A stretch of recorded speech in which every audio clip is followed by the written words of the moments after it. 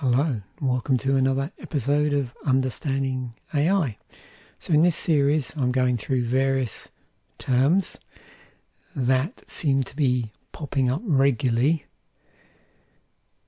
in the current domain of AI and giving a sort of very broad view of the term and then focusing down on how it might be used in a particular context. In this case, we're specifically talking about terminology at the moment that is used within the term Generative Pre-Training Transformer.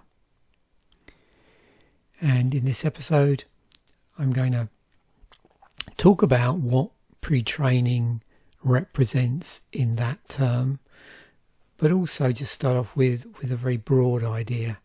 Because the term pre-training itself is to some degree self-explanatory, but it's useful to see how it's used within a particular example or a particular model of learning. So let's have a look. So pre-training a neural network refers to first training a model on one domain, task or dataset, and then you can use the parameters or model from this training that you've done to train another model on a different domain, task or dataset. Now there's a number of different reasons why you might be doing that, but what it does do is it gives the model a head start instead of starting from scratch, because you can imagine, particularly with large language models, which is what we're talking about or going to be talking about here, that's a lot of data to be training, and that ties up a lot of resources. And if you have to switch domains or tasks or dataset, however you want to look at it, and have to start from scratch, that's a lot of additional resources, where if a model has been pre-trained on a certain type of data, certain type of text, or in this case the type of text might be documents,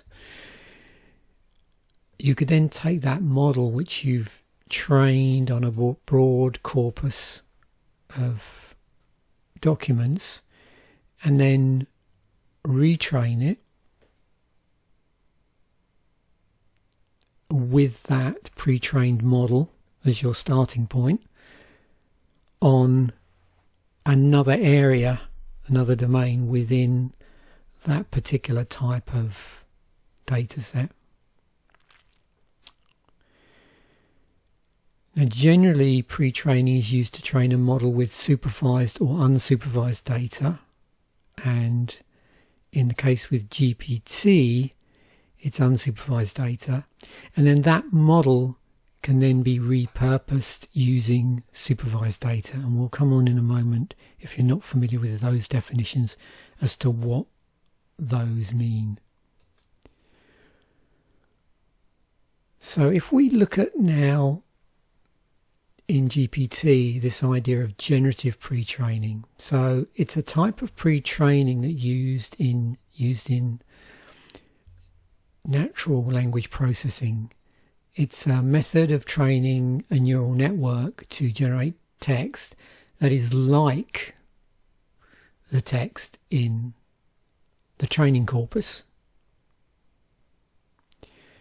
A generative pre-training of a language model on a diverse corpus of unlabeled text, followed by discriminative fine-tuning on each specific task, with examples of specific downstream tasks, is used very effectively in generative pre-trained transformers.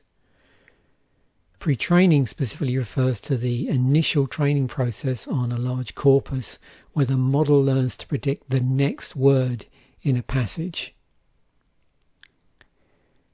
It provides a foundation for the model to perform well on downstream tasks with limited amounts of task-specific label data. So of course there is this wider problem when you're talking about text data about labeling, which we'll come on to in a later episode.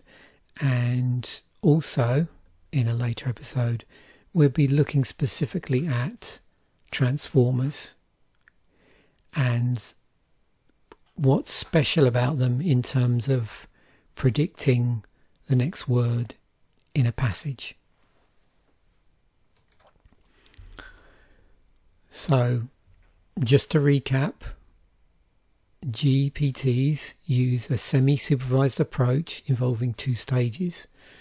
An unsupervised generative pre-training stage in which a language modelling objective is used to set initial parameters, and a supervised discriminative fine-tuning stage in which these parameters are adapted to a target task. And just to clarify the difference between supervised learning and unsupervised. So supervised learning is a type of machine learning where the algorithm is trained on label data to make predictions on new data. And unsupervised learning is a type of machine learning used when there is no labeled data available and the algorithm is trained on unlabeled data to find patterns and relationships in the data. If you're interested in further reading, I'm going to include some links in the description of this video to 2 papers, one from 2015, which is about semi-supervised sequence learning, and one from 2018, which is titled Improving Language Understanding by Generative Pre-Training. Thanks once again for watching. Bye for now, and I will catch you in the next episode.